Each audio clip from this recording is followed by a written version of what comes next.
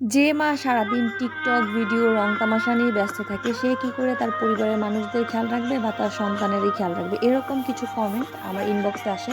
তাই আসলে আপনাদের সাথে শেয়ার করা। আর মনে হচ্ছে যে মায়ের চেয়ে মাসির দরদ বেশি, এরকমই একটি ব্যাপার। সারাদিন আমি যে কাজগুলা করি, রান্নাবান্না, ঘর গোছানো, সেগুলাই শুধু আপনাদের সাথে শেয়ার করি। এখানে কোনো নাচ গান বা রং তামাশা শুধু শেয়ার করি না। তারপরেও আপনারা এত বেশি জেলাস ফিল করেন, আল্লাহই জানে কেন আপনারা এরকম করেন। আপনারা কি কখনো মানুষের ভালো দেখতে পারেন না? আমি যদি আপনাদের সাথে এই ভিডিওগুলো শেয়ার করি, আমার ভালো লাগে বা আমি যদি কিছু আর্নিং করি, তাতে তো আপনাদের খুব বেশি অসুবিধা হওয়ার কথা না। আমি তো চুরি করছি না, কারোর থেকে কোনো কিছু ছিনিয়ে নিচ্ছি না। তাহলে কেন আপনাদের এরকম মনে হয়? আমি আমার স্বামী, সন্তান, সংসার সবগুলা দায়িত্ব শেষ করে, কাজ শেষ করে তবে যে অল্প সময়টুকু পাই সেটাই আপনাদের সাথে শেয়ার করি। কিন্তু এর মধ্যে আপনারা কিছু মানুষ মনে করেন হয়তোবা আমার এটাই দুনিয়া, আমি এইগুলা নিয়ে ব্যস্ত থাকি, এটা নিয়েই পড়ে থাকি। যাই হোক, আপনাদের সাথে আজকে যে ব্লগটা শেয়ার করছি সেটা হচ্ছে এই কারণে যে আমার বাসায় হচ্ছে হেল্পিং হ্যান্ড আসলে আজকে আসেনি।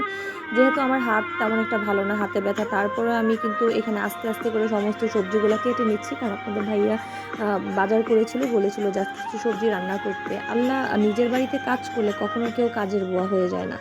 একটা ভাইয়া আমাকে কমেন্ট করেছে যে আপনার বর হচ্ছে আপনাকে কাজের বুয়া বানিয়ে রেখেছে। আচ্ছা, আপনারাই বলেন তো, নিজের বাড়িতে কাজ করলে কেউ কি কাজের বুয়া হয়ে যায়? আমার তো মনে হয় না। আমার নিজের সংসার, আমি যদি কাজ না করি তাহলে কে কাজ করবে? আমি তো আমার হাত পা গুটিয়ে বসে থাকতে পারি না। যতই কাজের বুয়া কাজ করুক, আমাকে তো দেখাতে হবে। আর অনেকেই বলেন যে কোনো কাজ করি না, শুধু ভিডিও করে দেখাই। তো ভিডিও করার জন্য হলেও তো কাজ করতে হয়, তাই না?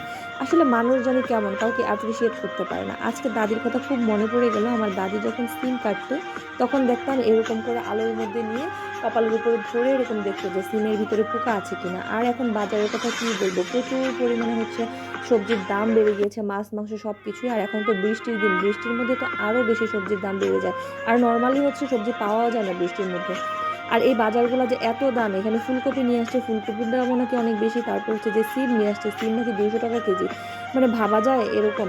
তো আপনাদের ভাইয়া হচ্ছে সিম সরষে দিয়ে খেতে খুবই ভালো লাগে ওনার। তাই তো আমি এখানে অল্প কিছু সিম নিয়ে এসেছি।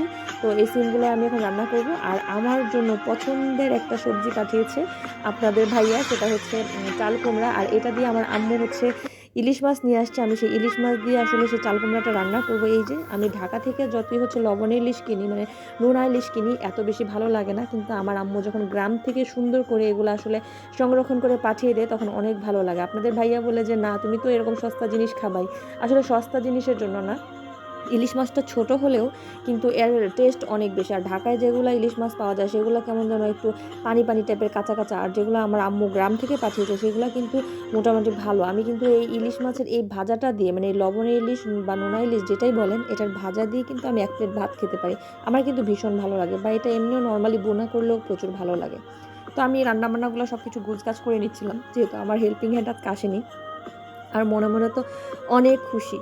আচ্ছা, আপনারা কেন এরকম বলেন তো? এই যে আমি আমার ভালো লাগা মন্দ লাগাগুলো আপনাদের সাথে শেয়ার করি, সবাই তো আসলে সবাইকে ভালোবাসতে পারে না। আপনারা অ্যাপ্রিশিয়েট না করেন, কেন খারাপ কমেন্ট করেন বলেন তো? আপনাদের একটা খারাপ কথার জন্য যে আমার মন খারাপ হতে পারে, এটা কি কখনো ভেবে দেখেছেন? আমি তো কখনো আপনাদেরকে বাজে কথা বলিনি। আপনাদের জমির সাথে আমার কোনো জমি নেই, আপনাদের ঘরের সাথে আমার ঘর না। তারপরে আপনারা কেন অনেকে আমাকে এত জেলাস ফিল করেন? আসলে নিজের কাজ করলে কখনোই কেউ কাজের বুয়া হয়ে যায় না।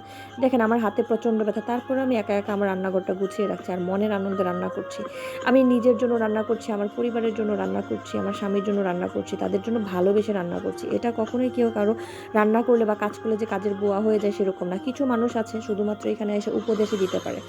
তারা আসলে জানি না তাদের ওয়াইফরা তাদের সাথে কেমন বিহেভ করে, বা তাদের ওয়াইফের সাথে তারা কেমন বিহেভ করে। তারা হয়তো বা পারিবারিকভাবে সুখী না, তাই তারা অন্য মানুষের কমেন্টে যেয়ে এরকম কমেন্ট করে, কমেন্ট সেকশনে যেয়ে। যাই হোক, অনেক অনেক কথা বলে ফেললাম। মনের অজান্তেই যদি কাউকে কষ্ট দিয়ে থাকি তাহলে সরি। আল্লাহ হাফেজ।